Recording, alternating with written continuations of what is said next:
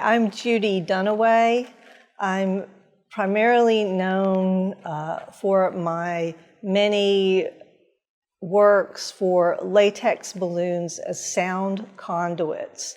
That is, I make works, sound installations, what I call sonic sculptural performances, interactive works, music compositions, some acousmatic works. I have a couple of CDs out featuring my acousmatic works. Although my degrees are in music, most of my work is more in the multimedia or visual arts realm. So I'm what I like to call these days a sound artist. My piece at Governor's Island is a site-specific sound installation.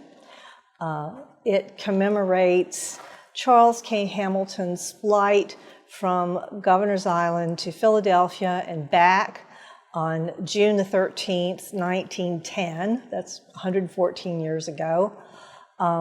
It was the longest flight in history to that point, and he had around 60 crashes during the course of his short life, and he died 2 years after the flight from Governor's Island to Philadelphia.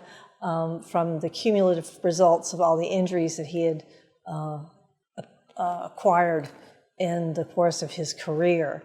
So basically, he gave his life for technology, as many of us do even now.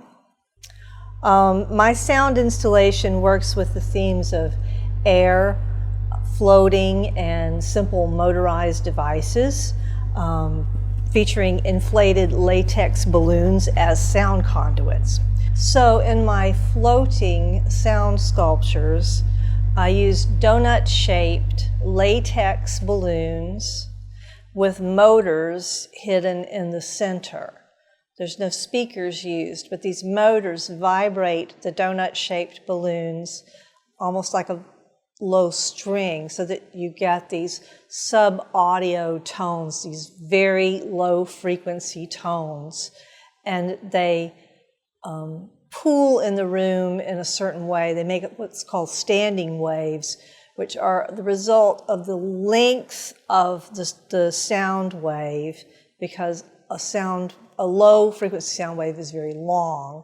So the way it fits within the room, and also the way that the waves from the different sculptures interact with each other, doing something called constructive and destructive interference, so that there are certain areas of intensity, of low frequency intensity in the room, and then other areas where it's silent. And then meanwhile, I also have a second sculpture. I have a tapestry of twister balloons that I contribute to daily.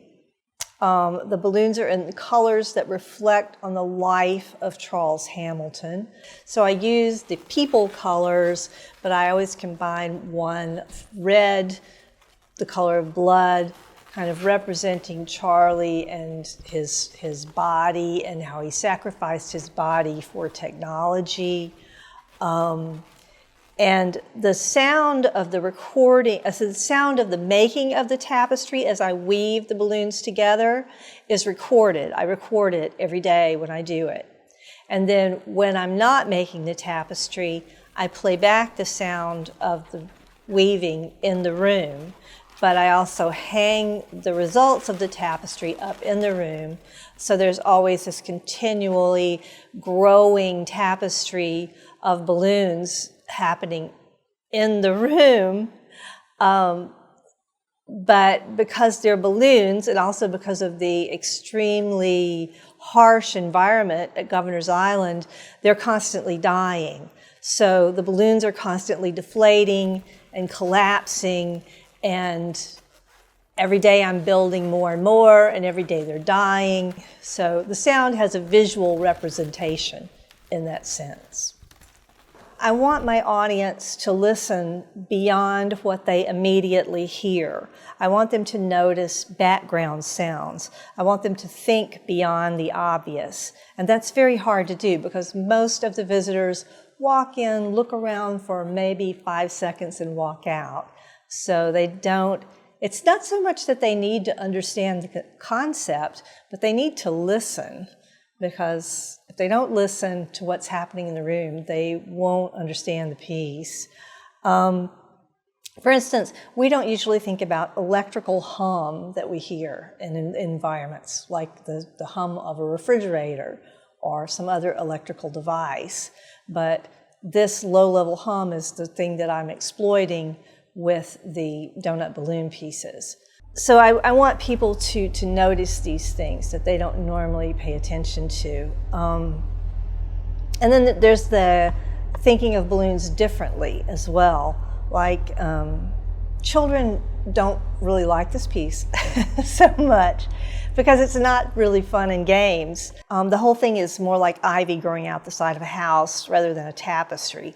And it's about death, and many adults get that. And it might scare children, and rightly so. And I think the connection to Charlie Hamilton is more visceral for most visitors.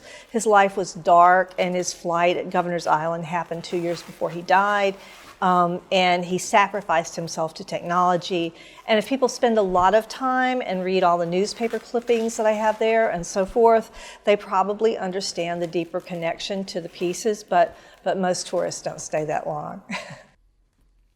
The first sound installation that really impressed me was a realization of Alvin Lucier's Queen of the South.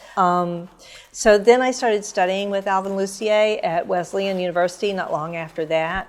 And in early 2000, I created my first sound installation called Sound Installation for the End of Time. And that piece evolved into my installation manual eardrums, which I've presented many places since. And I moved to Germany right after I finished my master's degree in 2000, and I experienced a lot of sound installation works in Germany at that time, particularly the work of Jens Brand, and I consider all that influential. I spent 2 years in Germany, and then starting in 2002, while working on my PhD, I spent a lot of time in the visual arts department, and so that became a big influence, and I wrote my PhD colloquium on the work of the video artist Namjoon Paik, and I see that in my own work of expressing music composition as a much bigger, holistic kind of picture, rather than simply looking at it as strictly hearing or perceiving on a singular hearing level.